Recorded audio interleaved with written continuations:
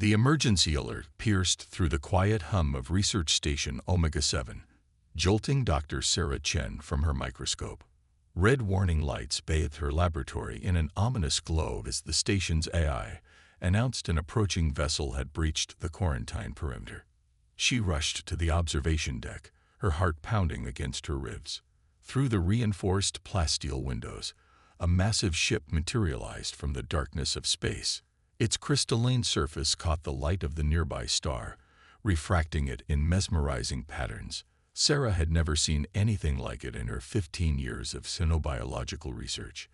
The vessel was clearly Valorian in design. Their signature bioorganic architecture was unmistakable, but something was wrong. The crystalline hull pulsed with an irregular rhythm, like a failing heart. "Dr. Chen," the station's AI chimed in. "I'm receiving a Priority 1 distress signal. The Valorian ship is requesting immediate medical assistance." Sarah's breath caught in her throat. The Valorians were among the most advanced species in known space, masters of biotechnology, who had evolved beyond the need for conventional medicine. For them to seek help, especially from a human facility. "Put them through," she ordered, straightening her lab coat. The holoscreen flickered to life, revealing a Valorian elder. Their crystalline exoskeleton, usually a brilliant azure, was clouded and dull. Hairline fractures spread across their surface like spider webs. "I am first speaker Ziril of the Valorian Consensus."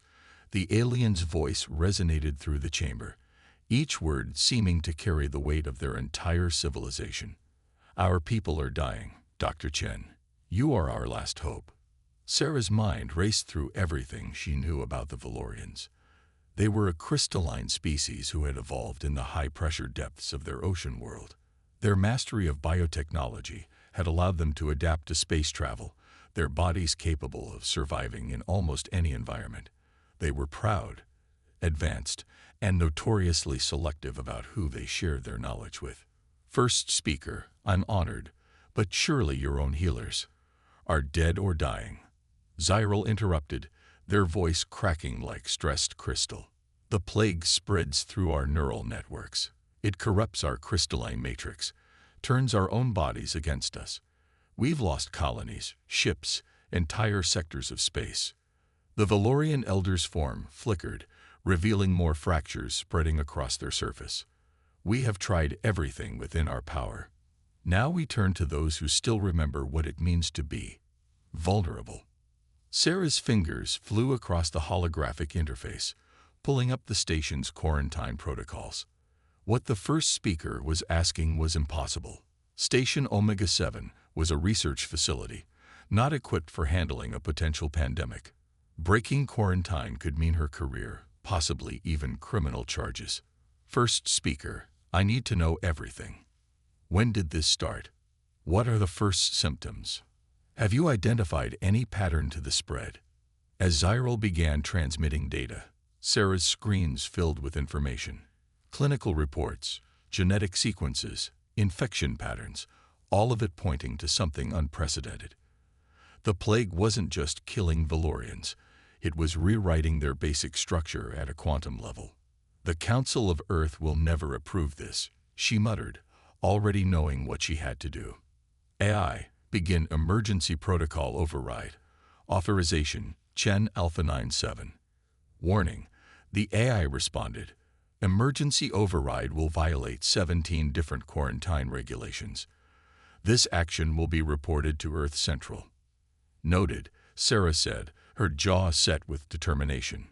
"First speaker, prepare your ship for docking. I'm coming aboard." "The risk to yourself," Zyril began, "is necessary," Sarah cut in, already gathering her equipment. "Your people's biology is unique in the known galaxy. If this plague spreads beyond your species, it could threaten all crystalline-based life forms. We don't have time for bureaucracy." As she packed her mobile lab and emergency gear, Sarah caught her reflection in the window. Dark eyes stared back at her, set in a face that looked older than its 38 years. She'd spent her career studying alien life forms, pushing the boundaries of human knowledge. But this was different. This wasn't just research anymore. "Station. Log final entry," she commanded, sealing her hazmat suit. "Dr. Sarah Chen, initiating emergency response to Valorian pandemic. If anyone's listening, some rules are worth breaking." The airlock cycled open with a hiss, and Sarah stepped through, leaving the safety of her station behind.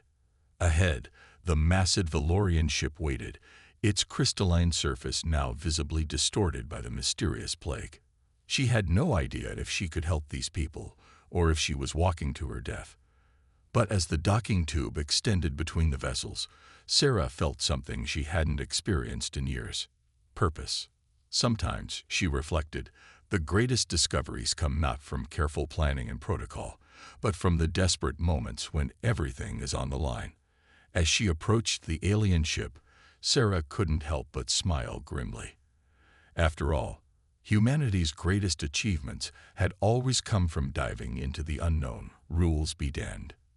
The interior of the Valorian ship was unlike anything Sarah had ever encountered. Crystalline corridors pulsed with bioluminescent light, but the usual brilliant patterns were now distorted, flickering like dying heartbeats. Her hazmat suit's sensors screamed warnings about unknown biological agents, but she pressed forward, following First Speaker Ziril through the labyrinthine passages. "Our central genesis chamber lies ahead." Ziril's voice resonated through the crystal walls. "It was our most sacred place. Now it has become our morgue." They passed dozens of Valorians in various stages of deterioration. Some were barely recognizable as sentient beings, their once perfect crystalline forms twisted and clouded. The sight made Sarah's stomach turn, but her scientific mind was already cataloging symptoms, forming hypotheses. "Your message mentioned neural networks," Sarah said, checking readings on her handheld scanner. "Your species communicates through crystalline resonance, correct? Like a living quantum computer." "Yes." Ziril's form shimmered with what Sarah interpreted as surprise. "You are well informed for a human. I studied your published works on biocrystalline computing. Fascinating stuff, especially the quantum entanglement applications." She paused, studying the particularly severe case. "This plague, it's not just killing your people, is it? It's corrupting your shared consciousness." Before Ziril could respond, Sarah's comm unit crackled to life. "Dr. Chen, this is Admiral Torres of the Earth Defense Fleet. You are in violation of Interstellar Quarantine Protocol 7 Alpha. Return to your station immediately or face severe consequences." Sarah muted the transmission. She'd expected Earth to respond quickly, but not this quickly. They must have been monitoring the sector more closely than usual. She had hours at most before they arrived to enforce the quarantine. The Genesis chamber was a vast dome of pure crystal, its surfaces carved with complex mathematical patterns. But now those patterns were breaking down, dissolving into chaos. Hundreds of Valorians lay in various states of crystalline decay, their bodies connected to diagnostic equipment that displayed readings Sarah couldn't begin to comprehend. "Your species evolved in the pressure coopers of your homeworld," Sarah muttered, more to herself than to Ziril. "The crystalline structure of your bodies isn't just for show. It's a living computer, processing information through quantum states. But something's corrupting the signal." "Dr. Chen," another voice cut through her thoughts. A younger Valorian approached, their forms still relatively intact. "I am second researcher Kix. I must protest your presence here, allowing an outsider access to our Genesis chamber." "Silence," Ziril commanded. "Our pride has already cost us too many lives." Sarah barely noticed the exchange. She was staring at her scanner readings, mind racing. "Your attempts to cure this, you've been approaching it as a disease, haven't you? But what if it's not a disease at all? What if it's more like a computer virus?" Both Valorians turned to her, their crystalline forms resonating with attention. Sarah pulled up her scanner's holographic display, pointing to patterns in the data. "Look here, the degradation isn't random. It's following mathematical progressions, like a program eating through your neural networks." Has anyone tried treating this with data protocols instead of medical ones? Impossible, Kix declared. Our bodies are biological entities, not machines. Are they? Sarah challenged. You exist in a quantum state between organic and digital. Your consciousness flows through crystalline matrices that operate on principles we humans are only beginning to understand. But maybe that's the advantage here. Sometimes you need an outsider's perspective. Her comm unit crackled again. Final warning, Dr. Chen. Earth Defense Fleet vessels are en route. Return to your station, or we will be forced to quarantine the entire sector. Sarah looked at the suffering Valorians around her, then at her scanner. She had a theory forming, but she'd need help. And time she didn't have. First speaker, she said, her voice firm. I need access to your ship's quantum processors and any data you have on your species' original evolution. And I need junior researchers who aren't afraid to try something that might sound crazy. The Council would never, Kix began. The Council is not here, Zyril cut in. And we are out of options. They turned to Sarah, their crystalline form pulsing with what might have been hope. You shall have whatever you need, Dr. Chen. But please, hurry. Sarah nodded, already pulling equipment from her pack. The Earth Defense Fleet was coming, and she was about to violate about a dozen more regulations. But looking at the suffering around her, she knew she couldn't walk away. Sometimes the right thing meant breaking all the rules. Kix, she said, I need you to tell me everything you know about quantum entanglement in biological systems. We're about to try something that's either brilliant or incredibly stupid. She managed a grim smile. Probably both. The makeshift lab Sarah had set up in the Genesis chamber looked more like a hybrid between a server farm and a medical bay. Holographic displays showed cascading data streams while quantum processors hummed with calculations. She'd been working for 18 hours straight, fueled by stims and determination. There, she muttered, manipulating a three-dimensional model of Valorian crystal structure. Kix, are you seeing this pattern? The young Valorian researcher leaned forward, their crystalline form catching the light from the displays. Impossible. These signatures, they match our earliest evolutionary data. Sarah nodded, her tired eyes locked on the screen. It's not a coincidence. This plague isn't just attacking your current forms. It's trying to force your species to revert to its primitive state, like a biological reset button. Around them, the Genesis chamber had become even more crowded. More Valorians were succumbing to the plague every hour, their once beautiful crystalline bodies becoming clouded and fractured. The sound of their collective pain resonated through the crystal walls, a haunting harmony of suffering. Dr. Chen. First speaker Zyril's voice was weaker now, their own form showing advanced signs of degradation. The Earth Defense Fleet has entered our system. We are receiving ultimatums. Sarah barely glanced up from her work. How long? 2 hours before they establish a quarantine perimeter. They are threatening to use force if necessary. They're scared, Sarah said, her fingers flying over the holographic controls. And they should be.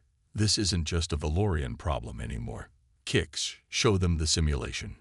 Kix activated a large holographic display, showing the plague's theoretical spread pattern across known space. The quantum nature of the corruption means it could potentially jump between crystalline-based life forms, even across vast distances, if it reaches the silicon hives or the diamond consciousness.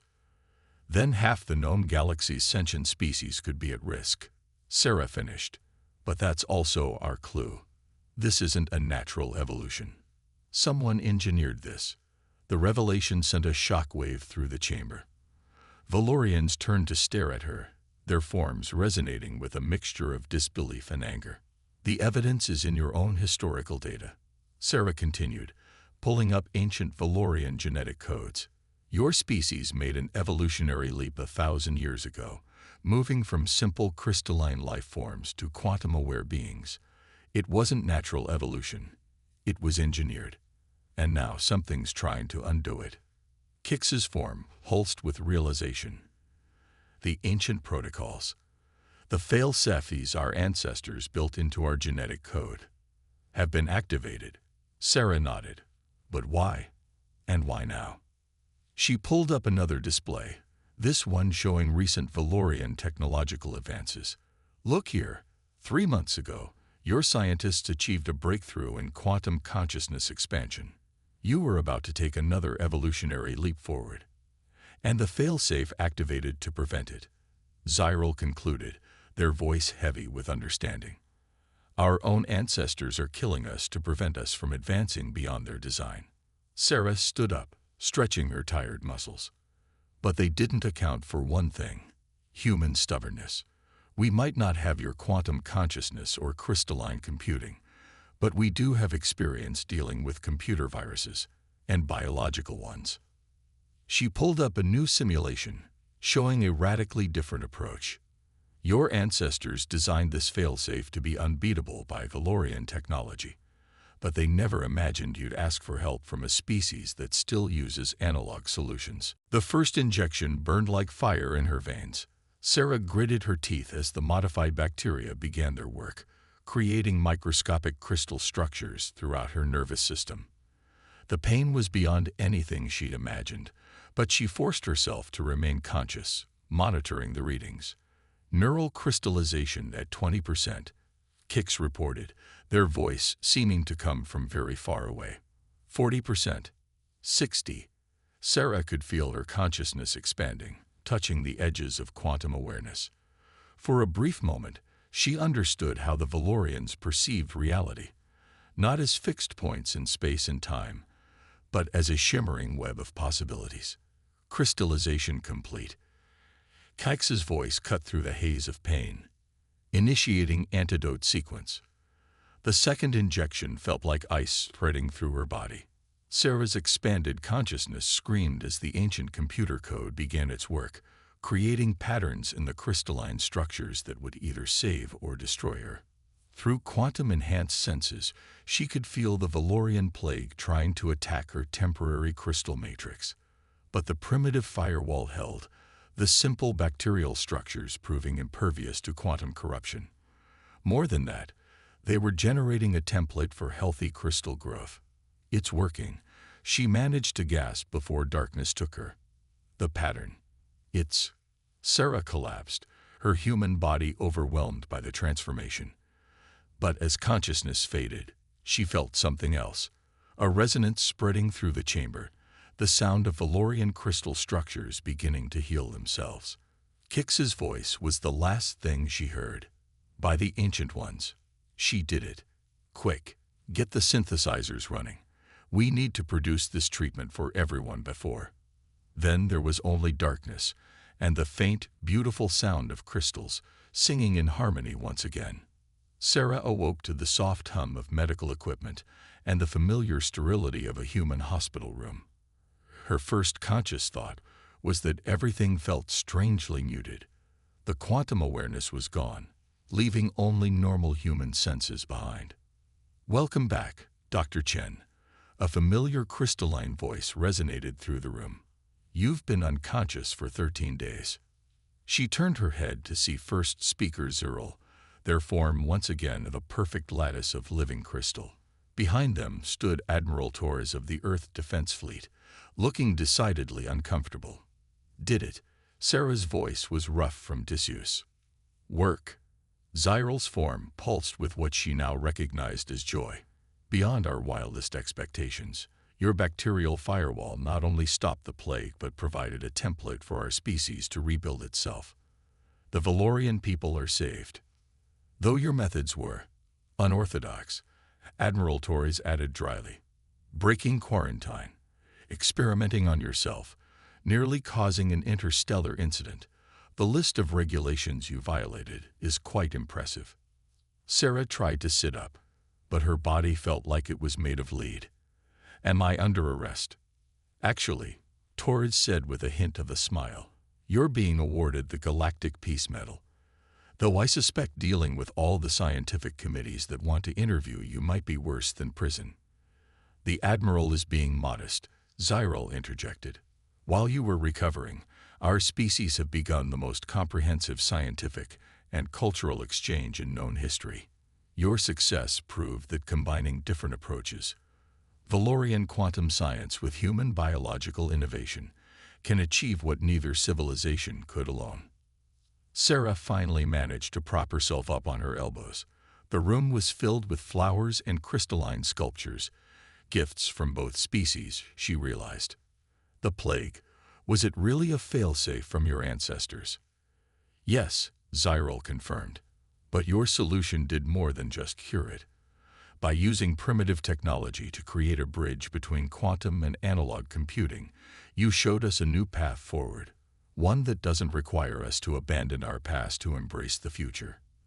The Valorians have agreed to share some of their quantum computing technology, Torres added, in exchange for human expertise in biological engineering. There's already talk of establishing the joint research facility, which, Zyril said, their form shimmering with what might have been amusement. We hope you will consider directing once you've recovered. Sarah looked between them, the human admiral and the crystalline elder, and saw something she'd never expected. Two vastly different species working together, not out of necessity or fear, but out of genuine respect and curiosity. I'd be honored, she said. Though maybe next time we can advance science without me having to nearly die. No promises, Torres chuckled. You humans do have a tendency to do things the hard way. Perhaps, Zyril agreed, but that is why we need each other. The Valorians have learned that sometimes the most elegant solution is not the most advanced one. And humans. We learned that we're not as far behind as we thought, Sarah finished. We just look at problems differently. As her visitors left her to rest, Sarah watched the stars through her hospital room window. Somewhere out there, human and Valorian scientists were already working together, combining the best of both their worlds. She had nearly died to make it happen. But that was what humans did. They pushed boundaries, took risks, and occasionally stumbled into solutions that changed everything. The quantum awareness might have faded, but she didn't need it to sense the change she had helped create. Sometimes, the greatest discoveries came not from careful planning or advanced technology, but from the simple human trait of being stubborn enough to try the impossible. And in the vast darkness of space, two civilizations that might have become enemies were instead becoming something far more valuable.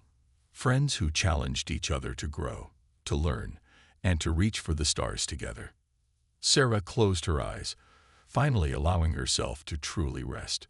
Her last thought before drifting off was that maybe, just maybe, this was how humanity would make its mark on the galaxy, not through superior technology or military might, but through the uniquely human ability to find solutions where none seemed possible. And sometimes, that was the greatest advancement of all.